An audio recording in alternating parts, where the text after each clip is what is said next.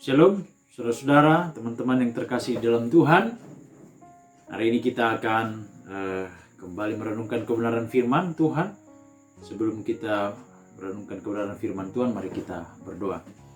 Bapa di sorga, kami bersyukur buat kebaikan yang Kau berikan kepada kami Tuhan. Kami yang telah Engkau kasihi, tetapi kami sering tidak mengasihi. Kami yang sudah mengenal kebenaran, tetapi sering tidak hidup dalam kebenaran. Hari ini kami mau berbicara tentang pusat dari ajaran kekristenan, yaitu kasih. Kiranya Engkau yang memberkati kami semua yang mendengarkan. Kiranya Engkau yang menolong hamba-Mu yang sebenarnya masih terus belajar untuk mengasihi. Kiranya Engkau yang menguduskan hati kami, sehingga setiap perkataan yang Engkau pimpin adalah perkataan yang berasal dari pikiran Tuhan. Dan Engkaulah yang menolong kami semuanya. Kami berlindung kepada-Mu dari segala yang jahat. Di dalam nama Yesus Kristus kami berdoa dan mengucap syukur. Amin. Saudara-saudaraku yang terkasih dalam Tuhan, berbicara tentang kasih itu gampang dikatakan, gampang mengkhotbahkan tentang kasih. Tetapi yang menjadi pertanyaannya adalah, apakah kita bisa melakukannya? Saudara-saudara, kekristenan itu identik dengan yang namanya kasih. Tetapi banyak kita melihat justru orang-orang Kristen tidak menerapkan kasih. Dan bahkan juga orang yang mengkhotbahkan tentang kasih bisa juga jatuh ke dalam hal tidak mengasihi. Kalau kita membicarakan tentang kasih, tentu ada hal yang menjadi bagian-bagian yang harus kita pahami. Tetapi ketika kita memahami, kita tidak sanggup melakukan. Kenapa? Karena diperlukan kekuatan untuk mengasihi. Kita bisa tahu firman Tuhan, tapi tidak melakukannya. Sama saja seperti iblis. Dia juga tahu firman Tuhan, tetapi dia tidak bisa mengasihi. Itu sebabnya mari kita belajar apa arti kasih, dan mengapa kita mengasihi, dan bagaimana kita mengasihi. Di dalam firman Tuhan dalam kitab 1 Yohanes pasal yang ketiga, ayat yang ke-10 sampai ayatnya yang ke-18. 1 Yohanes 3 ayat yang ke-10 sampai ayatnya yang ke-18. Demikian firman Tuhan. Maaf, ayat yang ke-9 ya. 1 Yohanes 3 ayat 9 sampai 18. Setiap orang yang lahir dari Allah tidak berbuat dosa lagi, sebab benih ilahi tetap ada di dalam dia, dan ia tidak dapat berbuat dosa karena ia lahir dari Allah. Inilah tandanya anak-anak Allah dan anak-anak iblis. Setiap orang yang tidak berbuat kebenaran tidak berasal dari Allah. Demikian juga barang siapa yang tidak mengasihi saudaranya. Sebab inilah berita yang telah kami dengar dari semulanya, yaitu bahwa kita harus saling mengasihi. Bukan seperti Kain yang berasal dari si jahat dan yang membunuh adiknya. Dan apakah sebabnya ia membunuhnya? Sebab segala perbuatannya jahat dan perbuatan adiknya benar. Janganlah kamu heran saudara-saudara, apabila dunia membenci kamu. Kita tahu bahwa kita sudah berpindah dari dalam maut ke dalam hidup, yaitu karena kita mengasihi saudara kita. Barang siapa tidak mengasihi, ia tetap di dalam maut. Setiap orang yang membenci saudaranya adalah seorang pembunuh manusia. Dan kamu tahu bahwa tidak ada seorang pembunuh yang tetap memiliki hidup yang kekal di dalam dirinya. Demikianlah kita ketahui kasih Kristus, yaitu bahwa ia telah menyerahkan nyawanya untuk kita.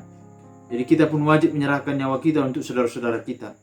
Barang siapa mempunyai harta duniawi dan melihat saudaranya menderita kekurangan, tetapi menutup pintu hatinya terhadap saudaranya itu, bagaimanakah kasih Allah dapat tetap di dalam dirinya? Anak-anakku, marilah kita mengasihi bukan dengan perkataan atau dengan lidah, tetapi dengan perbuatan dan dalam kebenaran. Saudara-saudara yang terkasih dalam Tuhan, apa itu kasih? Kasih yang sering sekali kita dengar, ada kasih agape, ada kasih eros, ada kasih filia, ada kasih storge. Sesungguhnya kasih itu berasal dari Tuhan. Tetapi di dalam kejatuhan manusia, akhirnya kasih itu diterjemahkan terkadang bias. Ada orang yang menerjemahkan kasih dengan cara melakukan hal yang jahat. Dia mencintai orang yang dia cintai, tetapi tidak dapat dia miliki atau tidak dapat dia nikahi. Akhirnya dia membunuh kekasihnya. Lalu ditanya, kenapa kamu membunuh dia? Karena aku mencintai dia. Ada juga orang yang mengasihi, terlalu mengasihi. Akhirnya apa? Kasihnya itu justru membunuh kehidupannya. Kehidupan orang yang dikasihinya. Katakanlah ada seorang ayah yang sangat mengasihi anaknya, sehingga ia memanjakan anaknya. Apa yang diminta oleh anaknya diberikan. Sehingga anaknya ini tidak terkendali. Dan dia melakukan apapun. Dia membeli narkoba. Dia seks bebas. Akhirnya karena kebebasannya itu, akhirnya membunuh dia sendiri. Jadi bagaimanakah kita melihat kasih ini? Mari kita melihat yang pertama. Bagaimanakah seorang dapat mengasihi? Yang pertama, dia dilahirkan dari Allah. Ayat 9. Setiap orang yang lahir dari Allah tidak berbuat dosa lagi, sebab benih ilahi tetap ada di dalam dia. Orang yang dapat mengasihi dimulai dari kelahiran kembali. Itu sebabnya waktu Nikodemus datang kepada Yesus, Yesus berkata, kamu harus dilahirkan kembali. Meskipun Nikodemus tahu perintah-perintah Tuhan, kita tahu perintah Tuhan itu intinya adalah kasih. Firman Tuhan yang dijabarkan dalam 10 perintah Allah itu. Perintah pertama sampai perintah kelima itu perintah keempat itu kasih kepada Tuhan, dan perintah yang ke-5 sampai perintah yang ke-10 kasih kepada manusia. Dan inti dari kasih itu adalah apa? Kasihilah Tuhan Allahmu dengan segenap hatimu, dengan segenap jiwamu, dengan segenap kekuatanmu. Dan hukum yang sama dengan itulah kasihilah sesamamu manusia seperti dirimu sendiri. Dan disempurnakan akhirnya hukum itu atau firman Tuhan dalam semua Alkitab ini intinya adalah kasih. Tetapi kenapa orang tidak bisa mengasihi? Kita tahu bahwa kita telah jatuh ke dalam dosa melalui Adam dan Hawa. Oleh karena Adam dan Hawa telah berdosa, maka seluruh umat manusia di dalam dunia ini sudah berdosa, sudah mati, sudah terpisah dari Allah. Itu sebabnya orang yang sudah terpisah dari Allah itu seperti sel yang sudah terputus dari aliran darah yang memberikan dia makan. Dia menunggu matinya saja. Dia tidak hidup. Itu sebabnya saudara-saudara yang terkasih di dalam Tuhan, hal yang pertama supaya orang itu dapat mengasihi, dia harus dilahirkan dari Allah. Benih ilahi ada di dalam dia.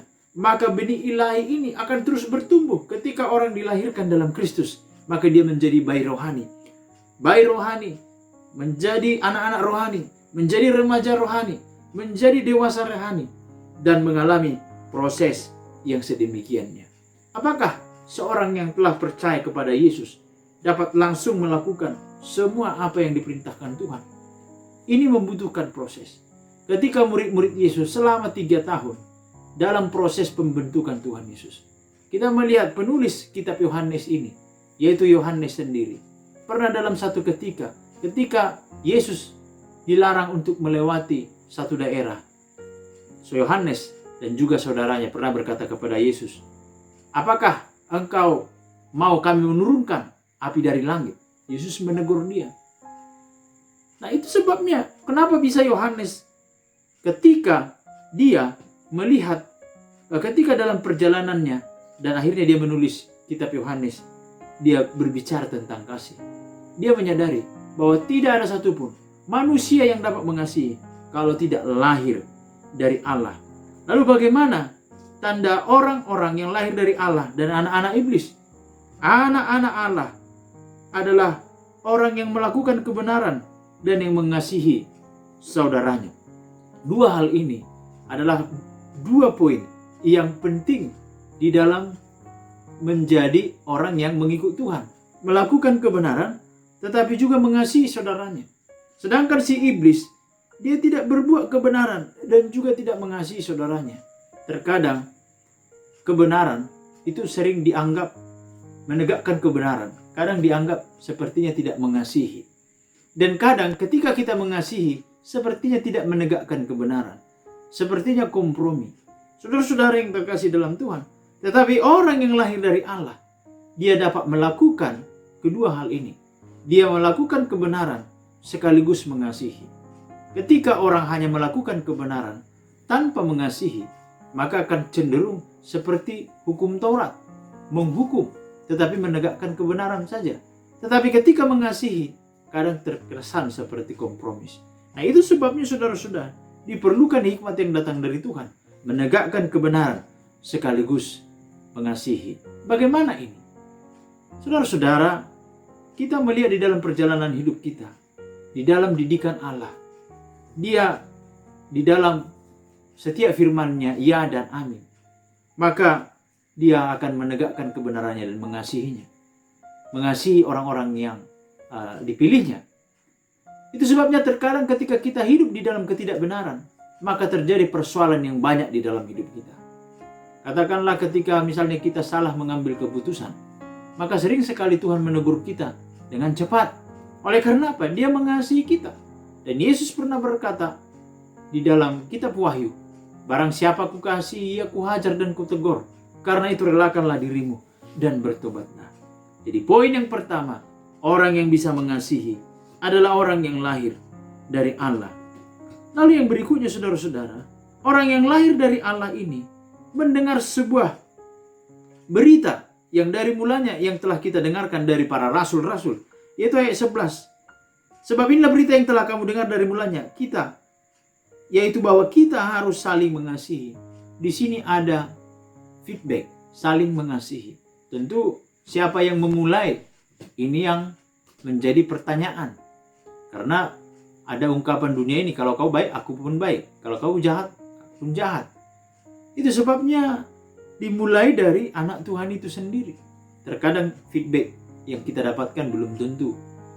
Pernah saya menyapa seseorang, ternyata dia nggak mau menyapa saya. Nah, kadang gimana dalam hati kita ini ya, memang seperti orang yang kurang kerjaan kali ya, senyum kepada orang lain. Tapi akhirnya dia mau tersenyum juga. Nah, saudara-saudara, digambarkan bukan seperti Kain yang berasal dari si jahat dan yang membunuh adiknya. Dan apakah sebabnya ia membunuhnya? Sebab segala perbuatannya jahat dan perbuatan adiknya kebenaran. Ya, jadi yang jahat pasti akan melakukan yang jahat. Yang baik pasti akan melakukan yang baik. Itu tidak akan bisa tersembunyi. Orang yang mempunyai benih ilahi, bagaimanapun, semarah apapun dia, maka benih itu terus akan bertumbuh di dalam dirinya. Dan sebaik apapun orang yang kita lihat, kalau memang dia berasal dari si jahat, pasti akan muncul satu ketika. Nah, lalu dikatakan, janganlah kamu heran saudara-saudara apabila dunia membenci kamu. Dunia ini membenci segala sesuatu yang berasal dari Tuhan, dari Kristus. Itu sebabnya dunia ini membenci anak-anak Tuhan. Lalu ketika dunia ini membenci anak-anak Tuhan, bagaimanakah respon kita? Sangat gampang mengasihi orang yang mengasihi kita. Tapi bagaimana dengan mereka yang membenci kita? Bagaimana dengan mereka yang sudah kita kasihi, tetapi akhirnya melakukan kejahatan? Tentu ini merupakan hal yang sangat perlu bergumul untuk bagaimana kita mengasihi saudara yang seperti ini. Lalu dikatakan di ayat 15, bagaimana gambaran seorang pembenci ini, saudara-saudara? Dia adalah seorang pembunuh manusia, dan kamu tahu bahwa tidak ada seorang pembunuh yang tetap memiliki hidup yang kekal di dalam dirinya. Tindakan membunuh disamakan dengan tindakan membenci saudaranya. Ini sangat sangat dalam sekali bagaimana kekristenan memandang sebuah kebencian itu disamakan dengan membunuh. Kenapa? Karena orang yang membunuh diawali dari sebuah kebencian. Kebencian itu diawali dari sebuah kekecewaan. Orang kecewa kemudian benci. Ketika dia benci, maka dia akar pahit. Lalu ketika orang itu akar pahit dan merasa dilecehkan, maka dia membunuh. Itu sebabnya digambarkan orang yang membenci itu adalah seorang pembunuh. Tetapi apa yang membuat kita harus mengasihi? Yang kedua, poin yang kedua, bahwa demikianlah kita ketahui bahwa kasih Kristus, bahwa ia telah menyerahkan nyawanya untuk kita. Jadi kita pun wajib menyerahkan nyawa kita untuk saudara-saudara kita. Yang pertama tadi, bagaimana kita dapat mengasihi? Yang pertama, kalau benih ilahi ada dalam diri kita. Lalu yang kedua, melihat apa yang dilakukan Tuhan Yesus. Kasih yang terbesar adalah memberikan nyawa kepada orang lain. Dan itu dilakukan oleh Yesus Kristus kepada manusia. Itulah kasih yang terbesar. Kasih identik dengan pengorbanan. Dan pengorbanan identik dengan memberi. Kasih adalah pengorbanan. Dan pengorbanan adalah memberi. Yesus memberikan nyawanya. Itu sebabnya di ayat 17. Langsung Yohanes membuat bahwa kasih itu adalah memberi. Ayat 17. Barang siapa mempunyai harta duniawi dan melihat saudaranya menderita kekurangan, tetapi menutup pintu hatinya terhadap saudaranya itu, bagaimanakah kasih Allah dapat tetap di dalam dirinya? Saudara-saudara, itu sebabnya mengasihi adalah melakukan sesuatu. Ayat 18. Anak-anakku, marilah kita mengasihi bukan dengan perkataan atau dengan lidah, tetapi dengan perbuatan dan dalam kebenaran.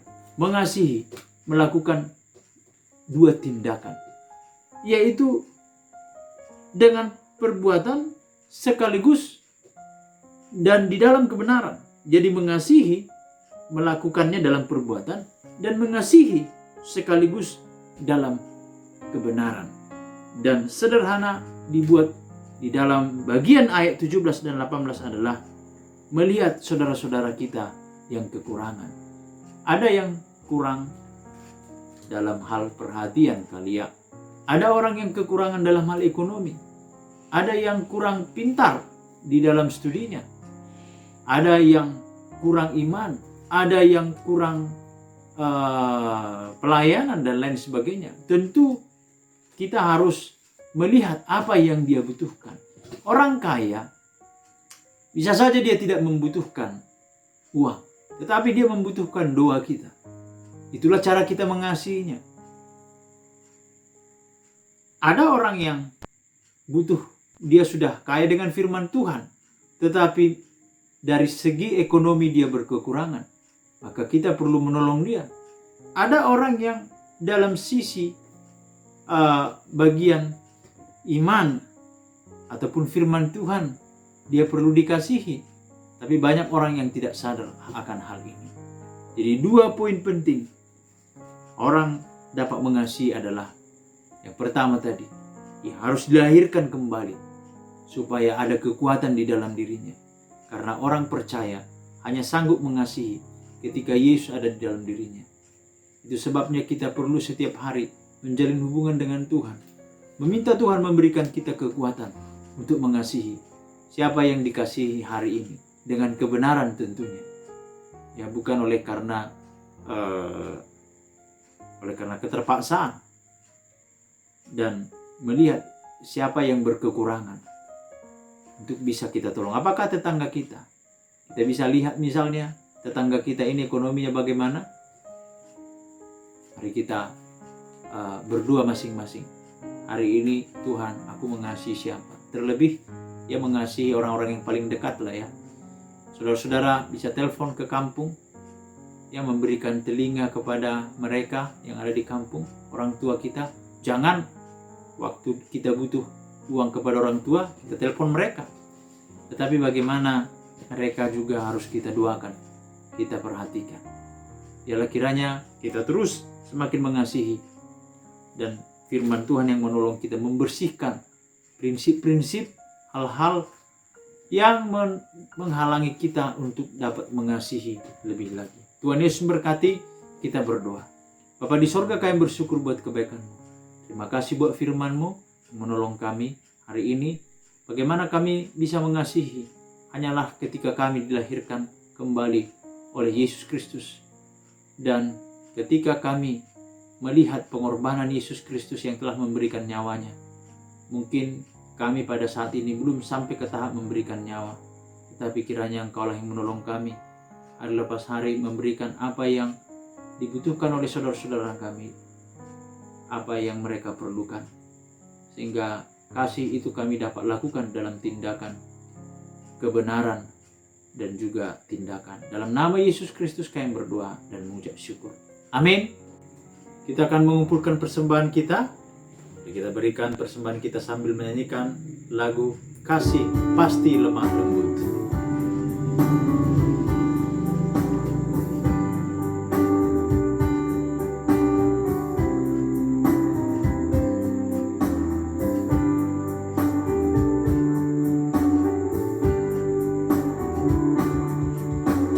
Kasih pasti lemah lembut, kasih pasti memaafkan, kasih pasti murah hati, kasih-Mu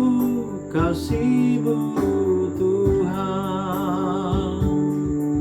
Ajarilah kami ini saling mengasihi, ajarilah kami ini saling mengampuni, ajarilah kami ini kasih-Mu ya Tuhan, kasih-Mu kudus tiada batasnya. Kita berdoa. Mari kita berdoa. Bapa di surga, kami bersyukur buat kebaikan-Mu. Terima kasih buat hari ini. Kiranya Engkau yang menolong kami untuk bisa mengasihi. Terima kasih juga buat persembahan ini. Kami kembalikan semuanya untuk kemuliaan-Mu. Dan kami akhiri dengan doa yang Kau ajarkan kepada kami. Kami berdoa. Bapa kami yang di surga, dikuduskanlah nama-Mu. Datanglah kerajaan-Mu, jadilah kehendak-Mu di bumi seperti di surga. Berikanlah kami pada hari ini makanan kami yang secukupnya.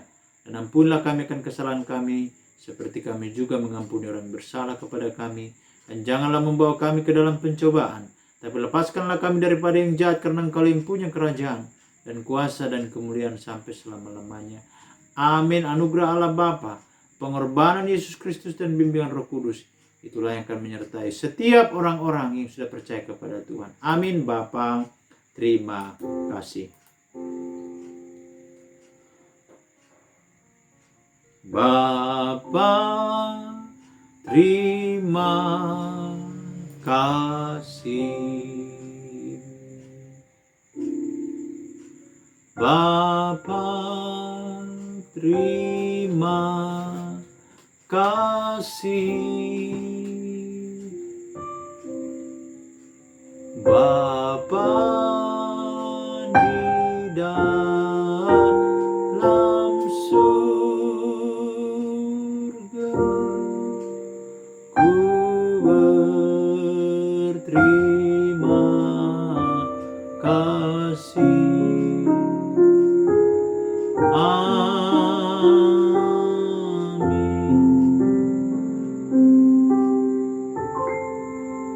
Amin. Shalom. Tuhan Yesus berkati kita semuanya.